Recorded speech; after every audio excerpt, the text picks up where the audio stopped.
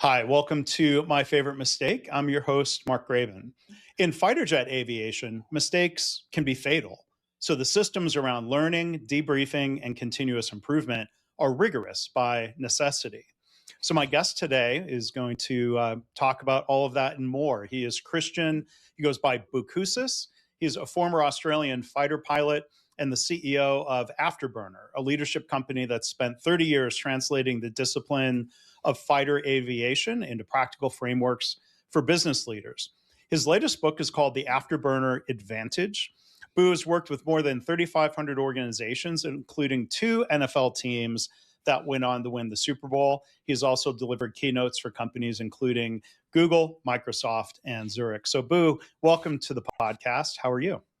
Thanks, Mark. Thank you for having me. I'm very grateful. I'm great. It's such a wonderful opportunity to join you and have this conversation today. Mistakes are something that I think humans really struggle with, and I'd love to explore how we can help them not be so afraid. Well, I appreciate your willingness to do that, and I'm really interested to tap into your experiences and expertise. I have to ask first, though. I mean, since football is such a big thing here, are you allowed to say which NFL teams? Yeah, Giants. It was the Manning brothers that really bought in to the process. Mm-hmm. So it was the Giants initially in 11-12. And then the Broncos, I think 14-15 or 13-14. I can't recall. All Okay, Super Bowl. Yeah, Peyton neither of them won. were my team. So, you Yeah. tend not to remember those ones so much. So Eli and Peyton. So I'm sure that was a lot of fun working with them. So as we always do here at Boo, I'm curious, of the different things you've done in your career. What's your favorite mistake? Yeah, great. Yeah. My favorite mistakes, good question. And I might be a little bit controversial, and it's not through avoidance. It's through the conditioning and the way you view life when you're trained as a fighter pilot. And in our world, we don't even have the concept of a mistake. When we reflect, when we look to improve and learn, we run through this debrief. And a debrief it's a style of meeting, but ultimately it becomes a cognitive model. And when we look at in that meeting, we describe what happens in 2 ways. Good things happen, which was what we set out to achieve, and then other things happen. And I love this idea of other. And one of my fighter pilot mentors once told me that nothing's ever as good or as bad as it seems. It just is. And I think one of the challenges with being human, and it's in my next book, which is released in a few months, Flawless Leadership, is we are programmed with all of these biases, right? Mm-hmm. And a lot of them are conditioned during school, where that word mistake holds a lot of gravitas. So if you think for those formative years from kinder all the way up to 12th grade, you are conditioned to learn that if you make a mistake, you will not get what you want in life. You will not get 98% on an exam paper. You will not get into university. You will not get. So we're never really trained that about on the success side, and how success is a process of, hey, we're just not there yet. We're used to just being punished. So in my opinion, what's happened is through the education system, we've learned to be very avoidant of mistakes because the gravitas that comes with them is so high. Flip that on its head in the Air Force. The mistakes are the gold. There's no losing, just learning. And we accept that as a human being, it's humanly impossible to fly the perfect mission. This is this whole idea of flawlessness, whereas flawless is getting close to perfect, but accepting it's unachievable and using that opportunity to grow and invest in what you can. So my favorite mistakes are all of them, because without them, you can't do anything new. And that idea has served me well because I've applied it from the cockpit into business for the last 20 years. And you just is what it is. You're going to make a mistake. So what? So before we talk about translating that idea into the business world, which arguably lower stakes than flying a plane in training is even potentially a matter of life and death. I want to dig a little bit more into those experiences as a fighter pilot. I know you're not avoiding the question, but I'm going to ask it differently. You said there are only good things that happen and other things that happen. Do you have a favorite other thing that was a learning opportunity that then prevented something that would have been far worse? Or can you give an example, even if it's not, I don't need to press you on favorite, but an example of the learning even? Yeah, I think one of the most powerful lessons I learned was in a debrief when I was just doing my mission commander upgrade. And when you're a mission commander, it basically means you can lead as many aircraft as needs to be led on a package, up to 100, maybe 20, 30. But you're basically trained in the formula that you can take many disparate airplanes and missions, but pull them together to execute within a 2, 3, 4 hour window. And on my very first mission commander upgrade ride, I was flying right at the front of the package. It's a formation that we call sweep, and it's a bit like a broom. Your job is to sweep all the bad guys out of the way so everyone else can get in behind you. And my formation lasted 10 seconds. We pushed over. It was an exercise. It was in Northern Australia. We had US, French, Italian, American, Thai, Indian, about 18 different nations in this package. And here I was, the mission commander, and the formation out the front, keeping everyone safe. And the bad guys were hiding in the mountains just at the push point. And we had to run home with our tail between our legs after 10 seconds. Now, what added that sense of what a loser, what a visible other this one is, in my formation of 4 airplanes, there was me, the chief of the entire Air Force, the chief of the whole fighter pilot community, and my squadron commander. So 3 of the most revered leaders in the team. So as I'm flying home with this very visible failure, with people you don't want to fail in front of, I wasn't feeling really great. So we landed, we got back into the debrief. And in the debrief, what happens is the first thing you do is you debrief yourself. So every airplane has a digital recording. It records everything, the radar, the HUD, every single thing, all the communications. And as I was listening to it, I'm like, oh man, I feel like I was kind of in the right spot, looking in the right place. So that takes about 15, 20 minutes. Then you come back together. And when we came back together, what I discovered was every one of these 3 very visible, very accomplished leaders had all made incredibly poor personal execution decisions. And every one of them raised their hand. They admitted to their mistake, and we learned from it. So here's this young pilot, 23, and all of a sudden you learn that I'm in an environment and in a culture where even the senior leaders make mistakes, put their hand up, admit to it. And what happened was, and this is what doesn't happen, not just in business, in life. I mean, I don't really like how we go, this is business and this is life and this is hobbies. I mean, it's all the same. It's just life. What it taught me was that when you create an environment where even the best of the best make mistakes and admit to them, you learn how to operate in a safe environment. You learn that it is the value of the mistake is the admission, the ownership, and what you do next. It's not the mistake itself. So you liberate yourself from the emotional connection with mistakes. Wow. Now, it's interesting, to me, you said earlier, the word mistake doesn't exist, but you used the word failure. Was that talked about differently? Like failure was the outcome, and now let's learn from what led to the outcome? No, don't use the word failure. The only thing we used failure for is if the left engine fails or there's a systems failure, but not a human failure. There's just no points. There's so many mistakes. If you were to label them all on any mission, there's so many mistakes and failures. You can we spend between 1 to 3 hours going over them all. And in the fighter pilot world, a failure could be when you're doing a dogfight or air combat, you could be 10 knots out. You could be 380 instead of 309, and that could cost you success in that mission. So if you were to sit there and in a dogfight, you're probably taking 30 to 40 learning points away from that.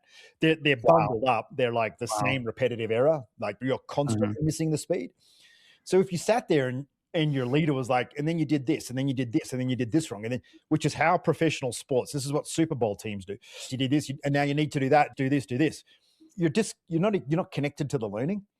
But when you're in the room and you're and this is the method we use is called ORCA. It's very important that you use this way of doing it. So the first O is objective. So the objective is 380 knots. R is the result. The result is 370. C is the cause. What was the cause of that?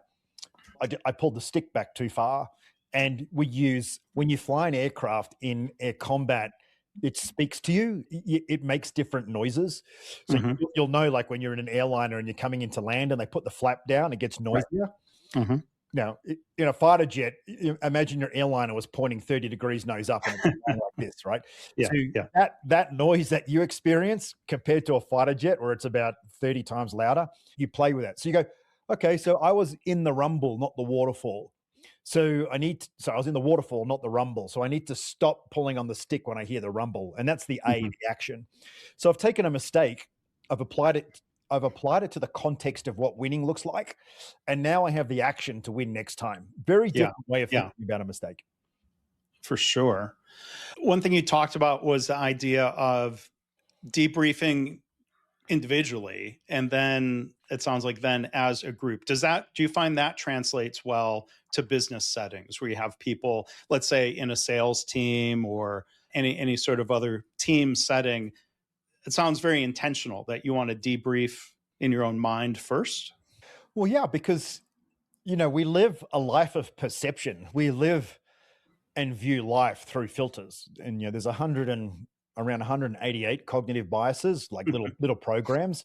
So if we don't bring intention to anything, we run on an old program. So you have to, first of all, get yourself to a perception personally that mirrors reality. And so you might fly a mission, land the mission, feel like it was amazing because that's how you saw it. And then you get in the debrief and you find out that you're actually shot 20 seconds into it, but you just didn't hear it. And you hero to zero pretty quick. So you learn to park your ego and expectation because you don't actually know what it is until you debrief. And it's the same in sales. It's the same in a product launch. It's the same in a project. I found that a company that built a 17-floor luxury hotel in Australia, and what always surprised me was how surprised everyone was every day when everything didn't go to plan, and everyone was always emotional. I'm like, how can you constantly be surprised every single day that things don't go to plan? That's kind of like the default here. So why don't we start debriefing? And then that way we can start turning these surprises into learning, and we can start to push, we can start to get ahead of the project here. And we did, and we took 2 months off the project. So intentionality, I call it intentionality anchored in reflection. That's the key here. You can't just be intentional, and you can't just be reflective. You've got to be intentionally reflective. Yeah. And it's such an interesting contrast where, I think back reflecting on things I've witnessed in my career, people getting really upset. Occasionally that person was me, but I think, I've seen others getting upset about things that in the grand scheme of things are not that important. And, it's almost like getting upset is a way of showing that we care, for what that's worth. But, it's so interesting to hear you describing a process that sounds so even keel and recognizing mistakes are going to happen. That doesn't mean you and the others in the Air Force didn't care, right? I mean, it seems like focusing on the learning is a better way to show that you care for yourself and for others and the mission. Well, we just don't use emotion words because it's emotionless. It's just data. That's what you bring to it. The problem in life and in business is data is scary. Data is manipulated to suit our purposes. And we think of it like a parallel universe. Like obviously in the fighter squadron, there's a lot of egos, and there's still rank. You still have majors and lieutenant colonels, and you've got to salute, and you go and march, and you do all that stuff, right? So there's plenty of hierarchy and politics in the Air Force. There's loads of it. But what we did 60 years ago was we created a parallel universe, and we said, when it comes to execution, when it comes to getting something done, we're going to park all of that. Whether we like each other or not is irrelevant. And we're just going to trust in the data. And the same thing happens when you fly an airplane. There's this idea of of what we call the leans. And the leans is a feeling of leaning over, even though you're standing still. Don't typically experience this as a human being because your feet are anchored to the floor. So you understand that's up, that's down. Yeah. But if I was to float you in the air and put you in a cloud, within about 15 to 30 seconds, you would start to spin. You would start to become very disorientated. Mm-hmm. So we have this idea that you trust your instruments. And if you, in a business context, that's trust the data, right? And when you've got the leans, and I did a mission once where I flew from Singapore to near Sydney, so nearly an 8-hour flight. And for 7 of those 8 hours, I could have sworn to you that I was upside down, which in itself is probably not a good thing. But when there's 7 other airplanes and you're on the wing of a tanker, an airliner that's giving you fuel, I was sweating buckets. But I love the experience of being a fighter pilot, because it just every day it shows you how fragile humans are, and just how, despite our best endeavors, just stuff gets in the way and stuff breaks. Yeah. So the best thing to do is to just lean into that and use that as this wonderful opportunity to get to know each other, to learn. We just have these constant meetings where we ask ourselves, what's going on? What's going on? What's going on? Change that into the ORCA method, and we say, okay, come on, team, this is where we're going by Friday. This is where we are. Let's throw it around. What's going on? Why aren't we there yet? And what's one thing we're all going to do when we get off this call? That's a way more powerful meeting. Yeah. Sure. Way more engaging, right? Yeah. And it's kind of exciting because we're going into meetings to do things tomorrow, not going into meeting to find a whole bunch of excuses about why we're not there yet. Yeah. So, I mean, that is it's refreshing and wonderful to hear about, because that kind of environment is so unusual in the business world. I mean, a lot of us try to create a similar type of environment as you described, this parallel universe that was created. How hard was it to leave that parallel universe behind and come back into kind of the regular universe where there is a lot of emotion and fear and punishment when it comes to mistakes in the workplace? Yeah, it took a few years to adjust. And I was medically discharged, so I was kicked out because I had an autoimmune condition. So it was a little bit, that wasn't the desired option, let's be honest. Yeah. But I thought, well, being an entrepreneur is probably the business equivalent of a fighter pilot, so I'll give that a go. Yeah. The hardest part for me is even within the military, not everyone thinks like a fighter pilot, so there's plenty of emotion running around. How we think and operate is very exclusive to the fighter pilot community. It's not translated outside. So I had plenty of practice dealing with suboptimal performance. But what I really struggled with when I left the Air Force was just how often people would say they were going to do something and it never gets done. Or people make a commitment or an undertaking and then it's just vanishes into thin air. That for me was just, I was used to a world where what was said was done. Sure. I was talking to another US Navy squadron commander the other day, who's now in business, and he says, I just miss those days where I'd walk down the corridor and say, God, wouldn't it be nice if this was a blue corridor? And I'd come to work the next day and it was a blue corridor. the organization's that forward leaning. Yeah. And when it comes to being a great leader or the best leader you can be, the best person you can be, it's no different than going to the gym. I go to the gym every day and there's not a single day I want to do it. I never want to do it. I never go, wait, today I'm going to go to the gym for an hour, right? But you always feel better on the other side.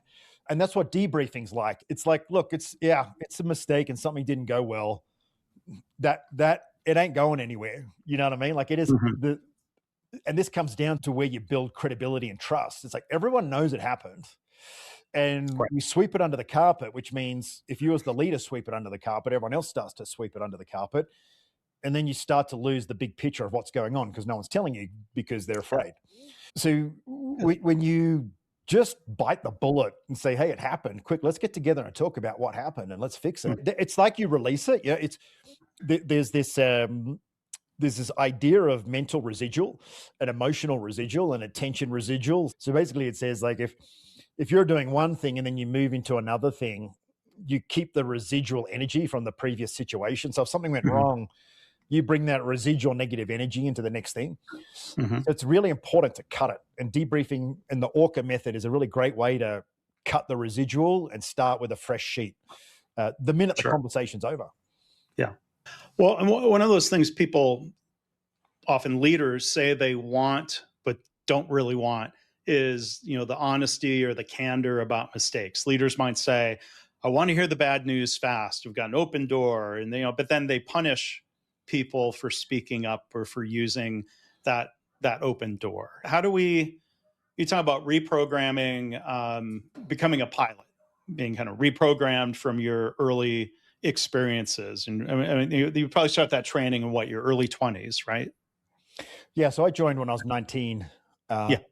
And what's unique again about the military is you don't do your skills training first, you do your leadership training first. So you go to officer training school, officer candidate school. Every service everywhere in the world has an equivalent. So you spend the first 3 to 4 months learning leadership skills. Interestingly, debriefing isn't part of that. That's a fighter pilot thing. But you learn the whole leadership model in military service-minded leadership, right? Service-driven leadership. So it's all about, hey, when the first trigger is under pressure, I've got to worry about me. You got to switch that into we, and that every time that you're under pressure, the strength of the solution is getting the power of the team engaged. I've really encompassed this idea of flawlessness, because if you think of a diamond can be flawless, but it can't be perfect.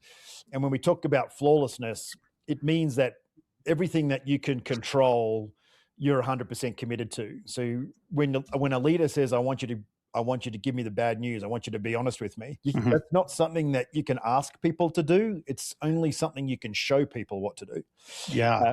So it's, humans don't do things because we're told to, even in autocracies. Right. People do things through mimicry and observation. Yeah. And a lot of people call that, modeling the behaviors that you want to see, modeling the candor, modeling the reaction to mistakes. Well, I just wanted to dig in before we talk about the book, and you bring up a great point about these words again, flawless and perfect. I think, the reprogramming is, I'm sure, a challenge when somebody, like you said, through the education system, maybe through their home life and their upbringing, are programmed to feel a certain way about mistakes. Well, then I'm curious how it seems like it would be so much more challenging if you have a leader who's in their 40s or their 50s or in their 6th decade of that ongoing programming and conditioning. I mean, it's even, how do you work with a leader to change their approach to handling mistakes and leading people? Well, everything in life hinges on beliefs, right? So what you believe you do, and what you believe will change your biases, right? So belief is the thing that anchors behavior and anchors the autopilot that you run on. So why I bought Afterburner and I love this organization is our programs are a belief system. So we present to leaders, here's an environment, a real environment that we've all lived in that operates this way, and we win 99% of the time, and we feel good, and we like each other, and we work hard, but we work hard on the right things. We don't worry about meetings. We don't worry about failure. So the first thing we need to do is present the belief system. Then we build the bridge and say, it's this core iterative thinking model, this ORCA model, that slowly changes your belief system, because the future is non-existent and you're a leader. So your job is to get there, which means inevitably you're dealing with the unknown. So you're going to call it a mistake, but really it's just the unknown. Just something is now known. Wasn't a mistake. How could it be a mistake if it doesn't exist? So you have to be able to believe that when you get to that moment, you can iterate, you can slowly merge and try something else. But don't just get to that moment and then it just be like a knee-jerk reaction and off when we disappear and you all of a sudden you're taking full control of the situation. Yeah. I mean, that's why people get upset at work. It's not because of the situation, it's because they've lost an element of control. And control is the byproduct of undiagnosed perfectionism. I found this great study a couple of years ago, and it identified that 86% of leaders suffer from undiagnosed perfectionism. Yeah. So you in your mind have a very fixed view of what success and good looks like, then someone does something that's not on that mental map and you get upset. Yeah. Because you've lost control. That's why. The best way to get control back, well, first of all, it's share control. So give the person the control. And what's probably happened is you had a great idea in your mind of what good looked like, and they've got no idea. They're just mowing the lawn. They don't know how long you want it. And then you come out, hey, the lawn looks terrible. And you're like, well, I did what you asked me. You said mow the lawn. And you're like, oh, I meant mow the lawn at this level. You forgot a bit of detail. Yeah. I'm only saying that because my mower guy just arrived outside. Hopefully he does a good job, and hopefully you've set good expectations. Yeah, but this is, Brene Brown has a body of work on it. Disappointment lives in expectations unmet. And there's two sides to an expectation, the expectation itself and the reality. And normally in most conversations, it's not one or the other. It's a little bit of both. So when you start to talk, think, write, ORCA, the first thing you start with is the expectation, then the reality, then the curiosity of the gap, and then the action is, well, let's bring this down and this up, and then everyone's happy. It works in a relationship, husbands, wives, children. I have a 4-year-old boy. He has a tantrum because he has a mental picture of what good looks like that he isn't emotionally or linguistically equipped to explain. Yeah. So you get down to his level and help him unpack it, and then the whinging and the tantrum stop. So the child of a fighter pilot might need less reprogramming if they were to follow your path into also being a fighter pilot? Well, I've got 3 kids. The oldest ones aren't interested in fighter. It's funny, I think it can have the opposite effect, because when you're a child, you're learning and growing, everything is new, right? Yeah. And then once you've become a fighter pilot, you're reasonably accomplished in the art of problem solving. And I certainly find it with my kids, you've got to remember the journey. Like, I've forgotten the journey because it was so long ago. Like, I forgot what it was like to be a teenager. I've forgotten everything. So a part of it is really what's amazing when you watch children and then you see adults is how ingrained the aversion is to admitting a mistake. Yeah.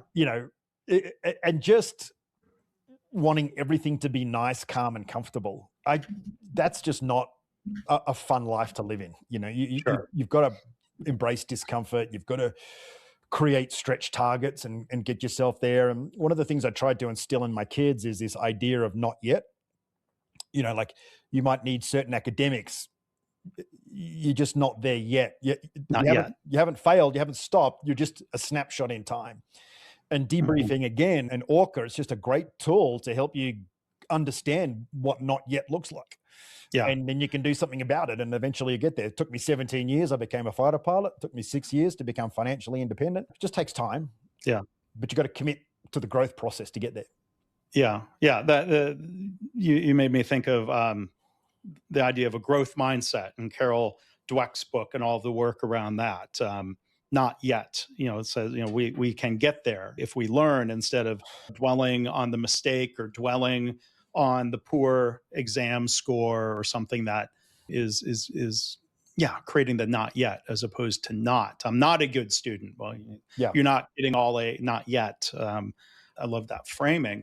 But, I think of someone being, look, I have perfectionist tendencies, and sometimes that serves you well and sometimes it does not.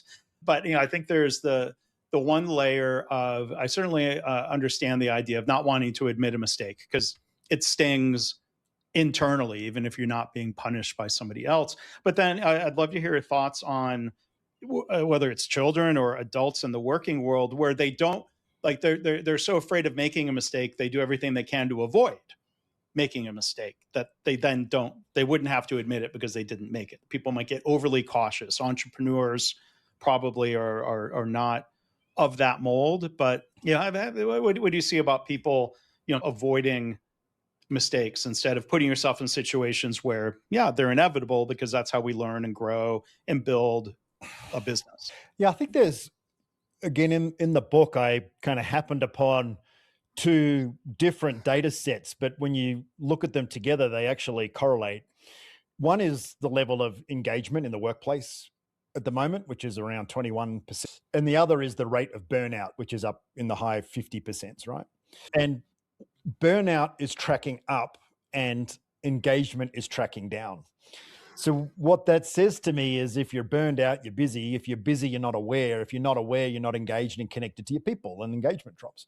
So we've transitioned into a world where the speed of interpretation of data and the speed of decision making is like no other time in human history. The amount of information we have to consume is overwhelming.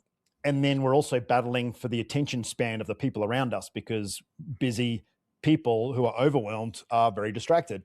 So what happens is if we don't bring intentionality to that, you end up with a highly disengaged workforce, and people don't make mistakes because they don't really do anything. Sure. The easiest way to not make a mistake is just to be busy doing stuff that doesn't actually have a deliverable, because you can't, and this is where Carol Dweck's book, I think, gets it wrong. And it's not just me, this is researched, is you can't just reward effort. You have to have effort delivering results. And we have a whole generation of participation award kids in the workplace now, right? Yeah. It doesn't work. That is not how the human is engineered in terms of survival of the fittest. It goes against the grain. And I think that's why we're seeing society snap back now and go, we're back into power dynamics. We're back into what humans are, which is survival of the fittest. And that doesn't mean you need to be a mean, nasty person. But it kind of is the default setting for humanity. Yeah. But that phrase, and going back to Darwin, the survival of the fittest, it doesn't mean the strongest. Like it's this word adaptability. Exactly. That is what leads to survival. So, I mean, that's something you write about, is not just speed in a straight line, but adaptability, agility. Tell us that model that's part of flawless leadership. Firstly, we frame speed as velocity, because speed means going fast. Velocity means going fast in a very specific direction, right? Yeah. So we even what we fly, the whole airplane is centered on one thing called the velocity vector. So the vector in which you're applying your velocity. So if you keep it on the ground, you're going to hit the ground. That's the vector you're on. If you put it on a bad guy, you're going to hit the bad guy eventually. So if the problem is speed overwhelm and the battle of attention, the solution is iteration, right? Yeah. So if speed is a problem, slow down. Intentionally slow down, right? Which means as much as you set calendar dates for meetings, bring the same intentionality for focus. Right? Secondly is start at the end. So in aviation, we call it destination focused. Whether you're an airliner, which is all about the landing destination, or a fighter pilot, which is all about the target, that's where we start. So think about this. Next time you have a meeting, start at the time it needs to finish and then work forward, rather than start the start time and work back. So all of these bring intention, because when you say, right, this is where we're going to finish, that frames everyone's mindset of, oh, this needs finishing, needs starting. And here's found this fascinating study just yesterday, because one of the things I've always sort of picked up working with big companies is this propensity for people to say yes to things all the time. So I was doing some research on my Claude research agent, and I'm like, are there studies that prove that humans say yes more than they say no? And there's loads of studies. And this one study was basically strangers went up to individuals and said, hey, can I look at your smartphone? Right? And the person asking, can I look at your smartphone, was expecting no. Right? So they went in, so they didn't care whether someone said yes or not. The person who was asked felt rude if they didn't say yes. They were emotionally attached to the yes. The person asking had no emotion attached. Yeah. And 96% of people that were asked, can I look at your smartphone, just said yes to a stranger. I think I'd be in the minority that says no, or maybe hell no. Yeah. And you think of the amount of times in an organization that lacks direction, that isn't focused, and someone has an urgent need and they ask someone, what are they going to say? They're going to say yes as a default. Yeah. And if you say 6 yeses in a day, that's 6 more things you have to do. So when I help coach leaders into destination thinking, I'm like, you have to create 3 achieve items every morning, 3 things you must achieve. And instead of doing to-do lists, do achieve lists. And then no matter what happens in your day, test it against those 3 things. Now, when you start doing this, it's kind of hard because there's so much going on. But after about 4 to 6 weeks, the 3 things that you set to achieve get achieved. And guess what happens when you achieve stuff? You get less busy because it's done. Yeah. So it's all common sense, really, I think. But, the brain's just not really engineered for common sense. It's just engineered to be busy. I love that framing of to do and to achieve lists, because you're totally right. Activity in motion in and of itself is not what any of us get paid for as individuals or as a business. You have some shared perspective around what's called lean manufacturing or lean management. Boo. Yeah. So I guess from the position we have at Afterburner is lean is the process, and it's a repeatable process that can be standardized. Yeah. And the methodology that we have is the overlay to that. It's the dynamic side. Because we work, Novo Nordisk is one of our clients. We helped when they were having all the problems with the Ozempic production line. And really, they were coming at it from an innovation lens rather than a refinement lens. Yeah. It's like, we need a new factory. We need to do it differently. And it's like, hang on, why don't we just do what we're doing even better? So that's where lean can live really nicely. Yeah. And then the plan, brief, execute, debrief cycle we run over the top of that is like, well, how do we apply this really streamlined process into different problems? Yeah.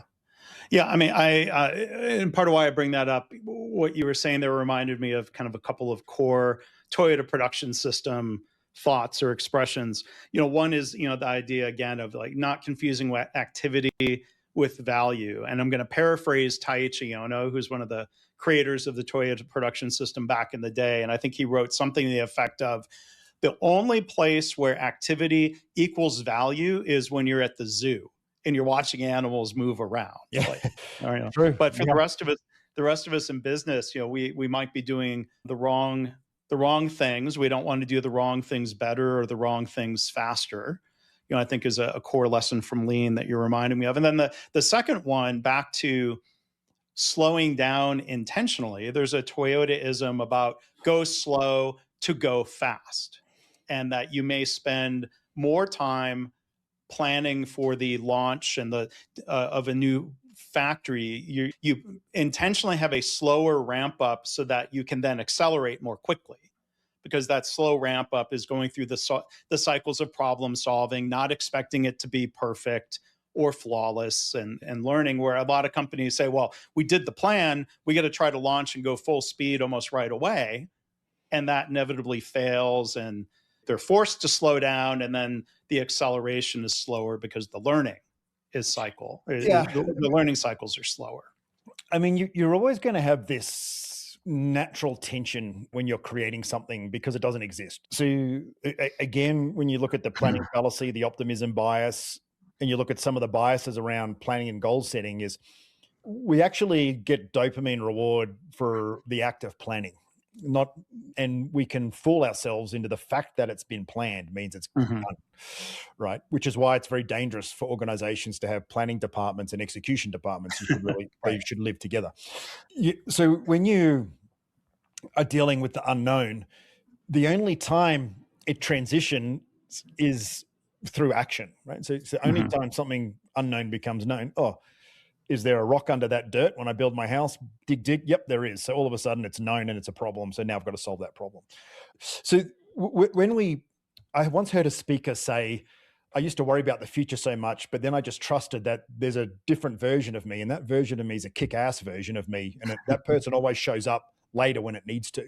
So I don't need to worry about it now.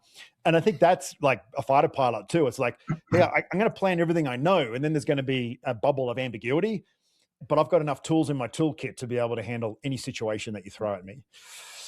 Whereas often in an organization, it's like, I worked with an organization that had 250,000 people, and they kept having technology failures, and they didn't have a checklist. They didn't have a run book. They didn't have like the basics of, here's the on-off button. It was just like, oh, something's broken, 100 people on a call, took us 2 days. And you just have the person in the room that's just watching it all and saying, did you turn it on and off? Yeah. So, but you can checklist all this stuff. But it's just everything to do with, and this is the irony of being a human being, everything to do with being successful and calm and relaxed is the opposite of your default program. Yeah. So you'll never get there unless you have intention and awareness, and you start to bring the blind spots out of the shadows and into the sun where you can see them. And when you can see them, you can deal. You're never going to be perfect. You're not going to not make mistakes. You're not going to not have an emotional response every day, but you don't have to be slave to it, as we would say in the world of fighter pilots.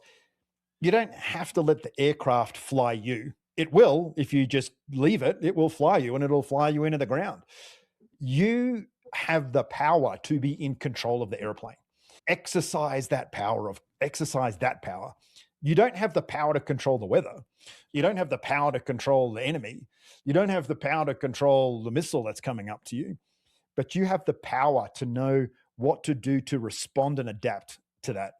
But that requires a lot of commitment to learning, to understanding the basics, to being highly methodical, to not asking, what does this button do in the heat of the battle, because you've spent 6 weeks learning what that button does.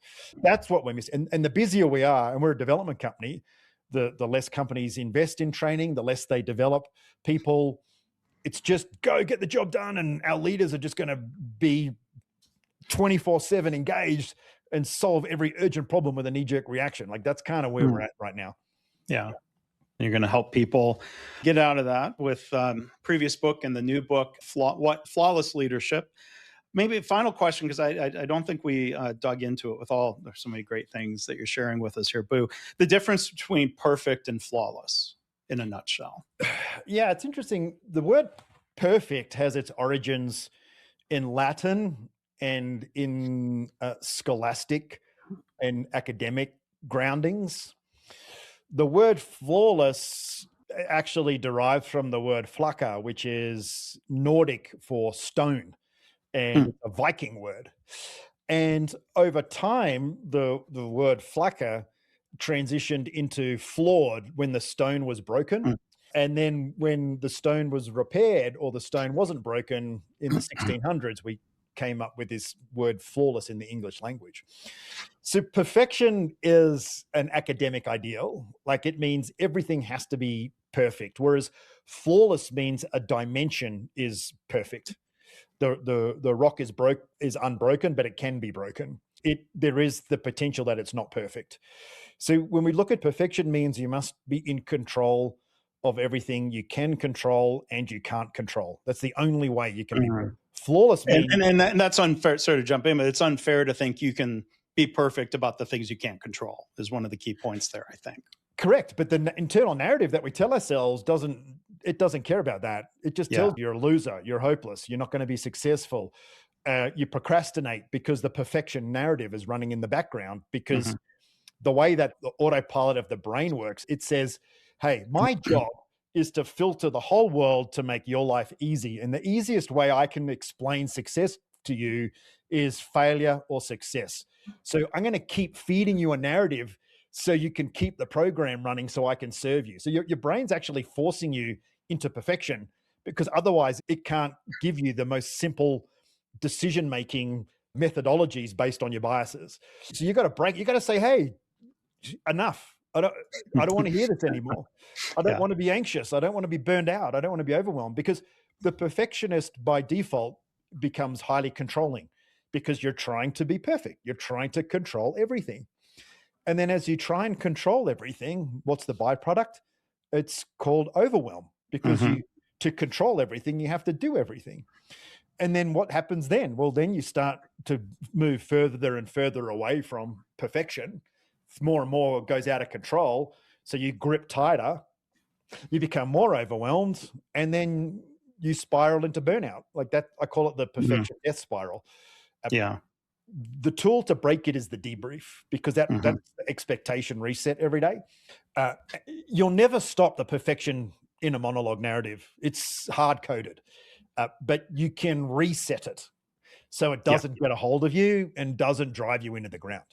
And flawless is a healthier thing to aim for, it seems. Yeah, flawless is sustainable. So the premise is that you if you practice flawless leadership, which is mastery of your mindset, the methods that you use and the moments that you show up, call it the 3 M's, you will put less effort in to achieve greater results. Now, that doesn't mean it's not going to stop you from working harder and getting more and more results with less effort. That's on you.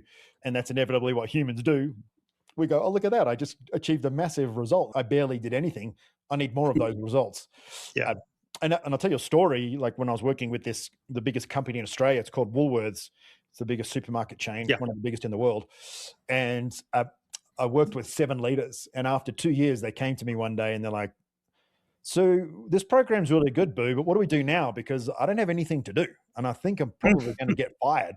And it's like, no, you've just become a flawless leader. Because that's your job. Your job is to not be in the weeds. It's to be above the action and to keep hold of the bigger picture and pull all the parts together that 2 years ago were tearing you apart. Now you're holding it together. And that's the ultimate. Lots of time to think, a lot of calm, very connected to your people at a deeply human layer rather than a work layer, and driving a team of calm, impact-focused team members that get more done with less effort. Yeah. And that's something to be rewarded, not punished through firing or other problematic reactions to that. So, Boo, thank you so much for, again, like sharing experiences and expertise and insight. Our guest today has been Christian or Boucousis. You can, again, the previous book, The Afterburner Advantage, the new book, which I'm very much going to look forward to reading, Flawless Leadership. What's the planned release date for that again?